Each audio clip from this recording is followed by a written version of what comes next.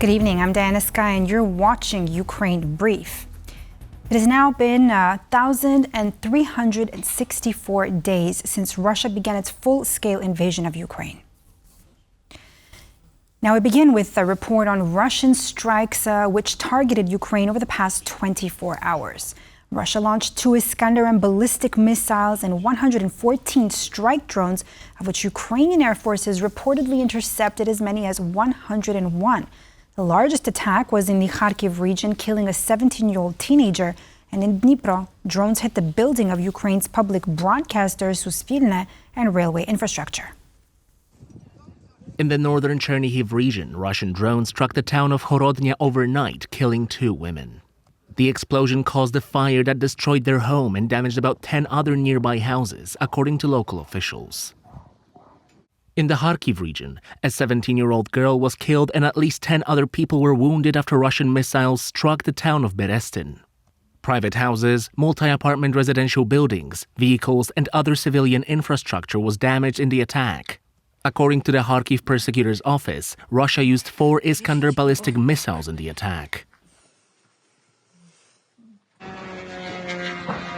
In central Ukraine, Russian drones targeted Dnipro overnight, damaging a building that houses Ukraine's public broadcasters Suspilne and Ukrainian Radio Dnipro, together with the city's television tower. These are the first videos released after the attack. According to the head of the regional prosecutor's office, Russia attacked the city with 35 Shahed-type drones. Suspilne reports the strike sparked a fire, blew out windows and doors, and severely damaged the building's floors and roof. No staff were inside at the time. Suspilne is Ukraine's nationwide public broadcaster, operating TV, radio, and online news services across the country. The most important thing is that no one was in the office during the attack. Sometimes people stay late to finish work, but yesterday, fortunately, wasn't one of those days. No one was here and no one was hurt. The only damage was to the apartments of co-workers who live nearby. Our video editor and camera person both live close to the office, and their homes were damaged. They are alive, but under a lot of stress. Russia also struck Dnipro's railway infrastructure and commuter station, which serves passenger trains in the region. The first shipment of U.S. liquefied natural gas for Ukraine has arrived at Lithuania's Klaipėda import terminal. From there, the gas will be transported through Lithuanian and Polish pipelines to Ukraine. Ukrainian energy company DTEK said that the move was part of an effort to strengthen energy security for the country and the wider Eastern Europe region. In a statement, DTEK announced that the 160,000 cubic meters of liquefied gas will help Ukraine get through this winter. CEO Maxim Timchenko said, "The arrival of this cargo is a clear demonstration of the U.S. solidarity with Europe and our shared determination to push the last molecule of Russian gas out of Europe." Recent Russian strikes on energy facilities have knocked out at least half of Ukraine's gas production. DTEK estimates the country will need to import about 4 billion cubic meters of gas this winter. Last year, DTEK also used a terminal in Greece and says it is working with U.S. partners to develop cost-effective routes to bring more gas into Ukraine and neighboring countries. Ukrainian President Volodymyr Zelensky traveled to Spain as part of his European trip, where he met representatives of the Spanish parliament, the defense sector, and was also greeted by Spain's King Felipe VI at Zarzuela Palace. President Zelensky was greeted by the parliament speaker, Francina Armeniol, and the president of the Spanish Senate, Pedro Royan. The Ukrainian president's trip comes as Kyiv looks to bolster its air defenses against the surge in Russia's ongoing drone and missile assault on the country's civilian, heat and power infrastructure.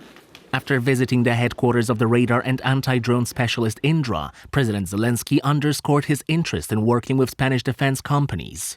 Posting on X, he said that during meetings with leaders of the Spanish defense industry and Defense Minister Margarita Robles, they discussed new areas of cooperation.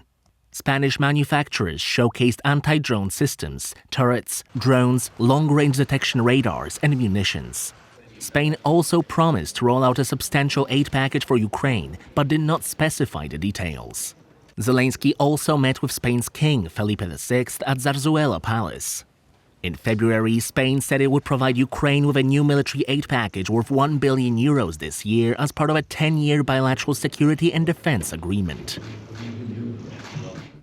Well, President Zelensky also met with Spanish Prime Minister Pedro Sanchez at Moncloa Palace earlier in the day.